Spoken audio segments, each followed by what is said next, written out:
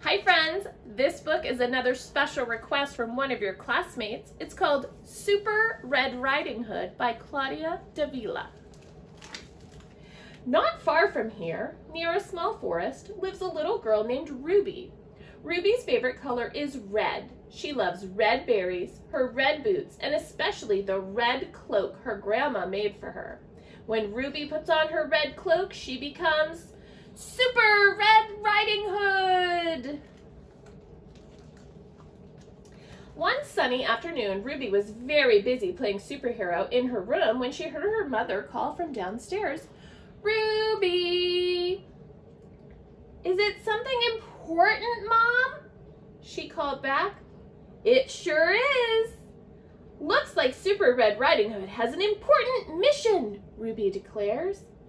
She threw on her red cloak and grabbed her flashlight. A superhero must be prepared for anything.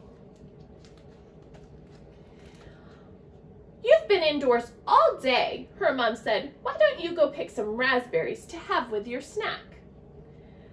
This did not sound like an important mission to Ruby, but she could see that her mom meant business. Ruby kissed her mom goodbye and set out along the path to the raspberry bushes with her lunchbox in hand. "The woods are deep and dark and full of danger," Ruby said to herself, "but Super Red Riding Hood is never scared." Ruby was marching along bravely when, oh no! Ruby's big rubber boot almost crushed a tiny snail in the middle of the path. "This is a dangerous place for a little snail," she said. "Luckily, Super Red Riding Hood is here to rescue you." She carefully moved the little snail out of harm's way. "A good deed done," she said. Ruby skipped towards the woods. "Who's afraid of the deep, dark woods, the deep, dark woods, the deep, dark woods? Who's afraid of the deep, dark woods? Na, na, na, not me," she sang. When she got to the edge of the forest, she stopped and peered ahead. A chill drifted out from the shadowy darkness. "A superhero must be silent like a cat and watch out for danger," Ruby whispered, and she tiptoed into the woods. The forest was full of strange noises. It was a good thing she'd remembered to bring her flashlight. Woohoo! Crack! Tack-a-tack-a-tack-a-tack-a-tack-a-tack. "Owl, twig, woodpecker," she said aloud, shining her bright light towards the different sounds. "Who's afraid of the deep, dark woods, the deep, dark woods, the deep, dark woods? Who's afraid of the deep, dark woods? Na, na, na, not me," she sang as she walked. Before long, she came to a sunny clearing packed with raspberry bushes. She ran to fill her lunchbox with juicy red berries. "Mission accomplished," she said triumphantly. She was just snapping her lunchbox closed when she heard a new sound, a big rumbly, grumbly, terrifying sound. Growl! Ruby's tummy twisted in a knot. Her teeth began to chatter. "A superhero must be brave," she reminded herself. "Who's afraid of the wolf?" He towered over Ruby with his sharp claws and yellow fangs and bushy tail swishing from side to side. The wolf inched closer. He was so close to Ruby, she could feel his steamy breath on her face. Excuse me, I'd like to get by," Ruby said in a smaller voice than she would have liked. The wolf didn't move.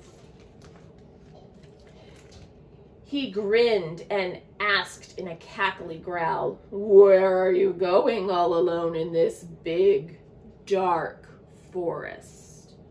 Ruby narrowed her eyes and peered at the shaggy beast. "Why do you want to know?" "Oh, I'm just curious, I suppose. Maybe you can tell me this. What's in the box?"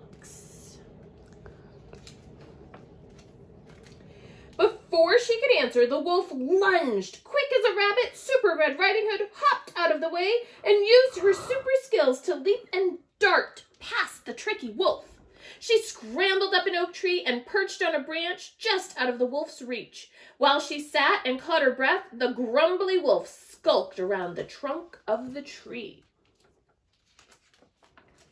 Ruby had had enough.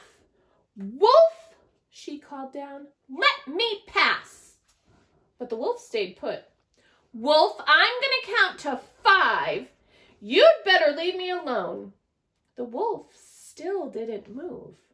1, Ruby said firmly. 2, 3, 4. He could see that Ruby meant business. Okay, I'll leave you alone." Ruby started climbing down the tree, but then,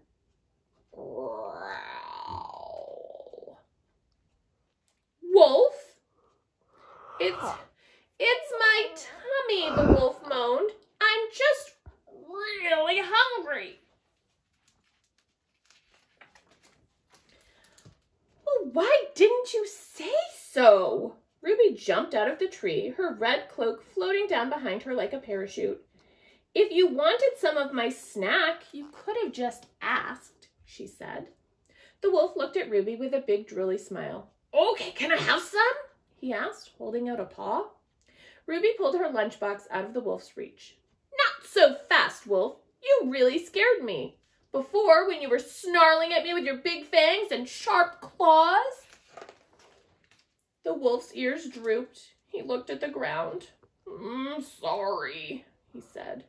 Ruby took a long look at the sad, hungry wolf. Forget about it," she said at last. The wolf perked up. "Please?" he asked very politely.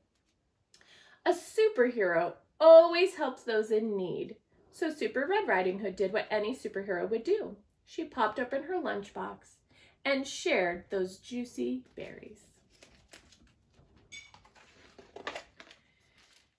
As Ruby and the wolf snacked together under a big oak tree, Ruby remarked, "I didn't know wolves liked raspberries." "Oh, yes," said the wolf cheerfully. "They're our favorite." The wolf sat thinking for a little while as he munched. "I didn't know that little girls could be superheroes," he said. "Oh, yes," said Ruby with a wide smile. "We can."